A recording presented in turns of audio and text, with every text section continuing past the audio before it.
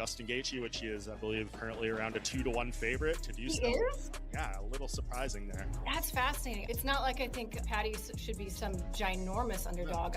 But that number being so far the other way does surprise me. That's pretty creepy. Yeah, it does. Then I look at the stuff on Justin Insider. I don't know if you saw that thing about the ingrown hair, the staph infection. That's one thing. Trevor Whitman just did an interview with Brett Okamoto at ESPN, basically saying like, this is it for us. If we don't win this, we're not sticking around for money fight. I kind of worry for where Justin Gaethje's mind is at, because he was going to hold out and retire if he didn't get a fight like this either. I just think Justin is so experienced, so violent. He brings an element that none of Paddy's past opponents has had. That being said, there are times where, I think there'd be a lot of opportunities for Paddy to get a submission. So that's what makes it The upcoming fight between Justin Gaethje and Paddy Pimblett at UFC 324 has the whole MMA world fired up. Fighters, analysts, and fans are all arguing over it, and the talk is getting louder by the day because this looks like one of the most interesting matchups of the year. Some people are acting like it's obvious how this goes, but others are calling it a tricky fight and warning that the public is overlooking key details. A few voices have also pointed out that people keep sleeping on certain fighters in similar matchups, and that kind of talk is making the debate even more heated. This matchup exists because the current champion, Ilia Topuria, stepped back from competing for personal reasons. By late November, Topuria posted on social media that he would not fight in the year's initial quarter. He explained that the emotional stress of divorce proceedings was weighing on him, and he needed to focus on his children while dealing with that situation. With Topuria out, the top of the lightweight division suddenly had a hole in it, and the UFC chose to fill that gap with an interim title fight. That created a major moment for a proven veteran on one side, and a fast-rising contender on the other. A contender whose quick climb has impressed a lot of people, and also left some wondering if the leap came too soon. The win for Justin Gaethje. We all know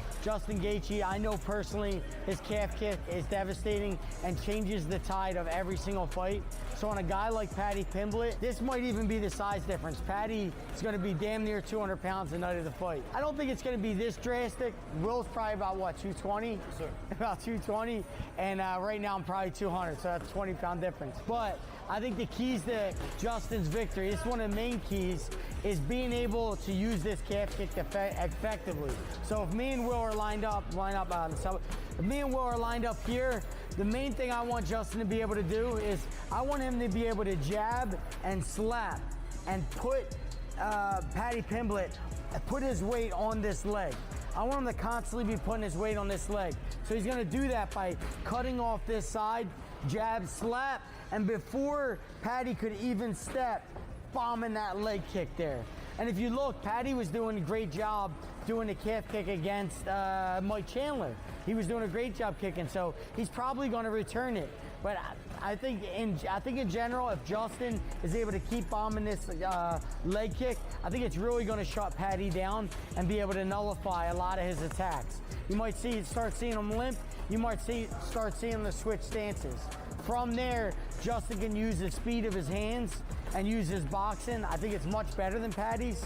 I think he's faster, and I think he's cleaner on the inside. I think this calf kick's gonna be one of the main things to be able to beat Paddy in this fight. Tony Ferguson, who has shared the cage with both men during his career, offered a different way to look at this fight. He did not focus on technique, power, or size first. He focused on the mental side, the part you cannot measure on a scale or see on a stat sheet. Ferguson pointed out that Gaethje carries the weight of past disappointments because he has come up short in 2 earlier title opportunities. Losses like that can stick with you, and when you walk into another title fight, even an interim one, those memories can come rushing back. Ferguson's view was simple. Falling just short of the top can drain a fighter in a way most people don't understand, and the pressure of trying again can hit even harder. In that sense, he wondered if Gaethje's history could create a small but real disadvantage. On the other side, Pimblett enters this moment with a lighter mindset, the excitement of someone stepping into a huge opportunity that still feels new, with less emotional baggage attached to previous title failures. Bad, dude. Paddy's not bad. He's very beatable, and Gaethje's very beatable as well. But when it goes into the passion and how upsetting Justin Gaethje has always been about not getting that real title shot, and they just keep dangling it right there again, Paddy's in for a new treat, right? Paddy's the one that's never fought for a belt. he's going in there. He's going to be trying to, get that stuff. He's going to feel a little bit more fresher. He's going to have that little bit of excitedness in mind. Din Thomas looked at the matchup from a game planning angle, focusing on style, timing, and where the openings might be. In his opinion, Pimblett may have found the clearest route he has to reach championship success, because the lightweight division is packed with dangerous matchups that can shut down a fighter fast. Thomas highlighted the reality that there are rising threats in the division who create serious problems for Pimblett. He specifically mentioned Arman Tsarukyan as the kind of opponent whose full skill set and physical tools could overwhelm Pimblett in a straight fight. Against those top-tier names, Pimblett would have to fight a near-perfect fight to make his plan work, and even then he might still end up outmatched over and over. With Gaethje, Thomas saw a different type of challenge. Gaethje is still extremely dangerous, but he is further along in his career. He tends to operate in more familiar patterns, and he is not always the same unpredictable explosion he was earlier on. Justin Gaethje fighting for the interim title. Whoever wins that fight will move on to fight Ilya, and I don't think that there will be a title defense for the interim.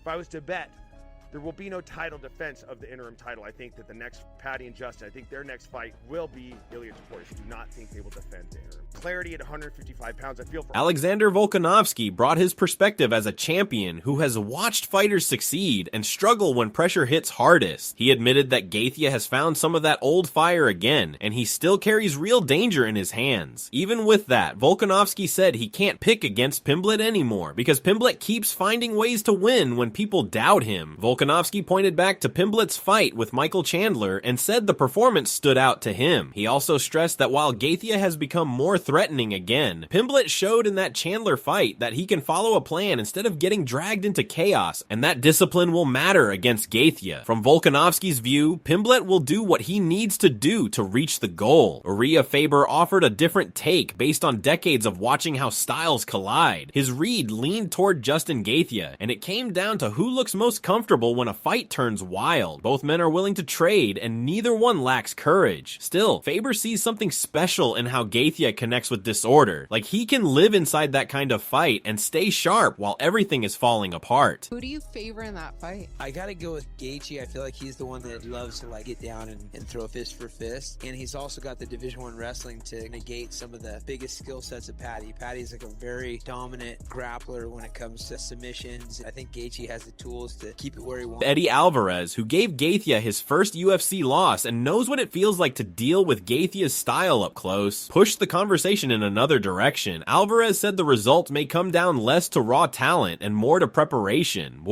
especially how Pimblett trains for a problem that is hard to copy in the gym. Gaethje's aggression, pressure, and intensity are not easy to recreate in sparring, even with good partners. Alvarez described Gaethje's pace as relentless. The impact is constant, and the feeling as being trapped in a fight where recovery time disappears. In his view, if Pimblett spends camp with training partners who cannot truly mimic that pressure and that kind of violence, then Pimblett will be walking into the fight at a disadvantage. Alvarez warned that if the first time Pimblett feels Gaethje's real intensity is inside the octagon, it may be too late to adjust. Alvarez made it clear he does not question Pimblett's heart or toughness. The concern is the timing. Trying to switch gears in real time against a threat as dangerous as Justin Gaethje can turn into a disaster on the night of the fight. What's like the first thing that comes to mind when you think of that fight with Justin? That I'm glad it's over and I never want to do it again. Yeah. I'm like, the fans don't ever ask for a rematch. I'm like, I'm glad. He's unique, man. He's one of my favorite guys to watch. So but to beat Justin Gaethje, he's a forward fighter and a pressure fighter that he will stand in the pocket and he's going to hit. If you don't meet him, the way to beat a guy who does that, you have to meet him. You have to throw when he throws. So you got to be brave and you got to go. You have to. If you do that, you got a fair shot. If you don't do that, if you're not and throw when he throws in between his shots, really long night. It's gonna be a hard night. Charles Oliveira spoke from his own experience after fighting Gaethje in one of the most memorable lightweight title bouts in recent years. He knows how damaging Gaethje can be in striking exchanges because he felt it firsthand before eventually winning by submission. Oliveira's point was that Pimblett has strong striking, he can take the fight to the ground, and he stays active with constant movement, but the smartest path is likely avoiding a long punching battle with Gaethje. Oliveira's feeling was that Pimblett will not want to stand and trade with him for too long. The safer plan is to bring the fight to the mat. If Pimblett chooses to exchange punches in the pocket, he risks getting knocked out. If he builds his plan around takedowns and control, Oliveira sees a real chance for Pimblett to become champion. Even while saying that, Oliveira also admitted he hopes Gaethje wins the fight. Matt Brown added a broader complaint about what this matchup represents inside the UFC right now. In Brown's eyes, Pimblett's quick jump into an interim title fight looks less like a reward earned by beating the very best and more like a decision driven by business, hype, and market value. He brought up Arman Tsarukyan as an example of a fighter who has done things the hard way, beating high-level opponents and proving he belongs near the top. Brown's frustration was that Tsarukyan is left watching from the outside, while someone with fewer major wins gets the title opportunity. To him, it suggests popularity and online buzz now carry as much weight as pure competitive results. They're just basically saying Paddy's more popular, you're getting it over Arman. Yeah, it's kind of sad, right? And that's, I mean, God, I hate like how I kind of get into this too much, but I mean, that's really like, that's the definition of, you know, a monopoly where a single promoter owns the title and the rankings. It's not a good thing for the sport, in my opinion. And the question, what it's going to do for the longevity of the sport, you know, I don't think in the short term it's really going to make a big difference, right? Like, you know, it's going to sell the next fight, right? It's going to sell the next pay-per-view. But trends tend to come and go, right? Fads tend to come and go. At some point, like, you know, to have staying power and lasting, there's, you know, a meritocracy-based system. It's going to require, you know, if you want to bring in guys like Arman Tsarukyan or Movsar Evloev, I always mess up how I say his name. You want to bring in these Olympic wrestling level guys. I mean, they don't want to have to go out there and put on some ridiculous show to become a champion. They don't want to have to go on Instagram and start a podcast and make a, you know, whatever media and this silly kind of stuff. Like, they just want to be a world champion because they want. That's what makes me wonder how the staying power is going to be, right? When you're dealing with guys that are, you know, legitimate athletes that want to be legitimate athletes, and they're getting passed up by guys that are entertaining. Justin Gaethje has made his goals clear, and he understands the opening in front of him and the story built around it. He knows many fans would rather see Paddy Pimblett face Ilia Topuria for the undisputed title, because that matchup feels like a bigger storyline in the public's mind, with their rising profiles and their very different personalities. That potential clash has even been compared to the long-awaited, never-happened fight between Tony Ferguson and Khabib Nurmagomedov, the kind of matchup people talked about for years but never got. Gaethje seems energized by the idea of ruining those plans and playing the spoiler. He has said outright that he intends to win, stop Pimblett's momentum, and put on a performance on January 24th that forces people to change their predictions and treat him as the true next contender. That's it for today's video. Hit the like button and subscribe to the channel for more MMA vids.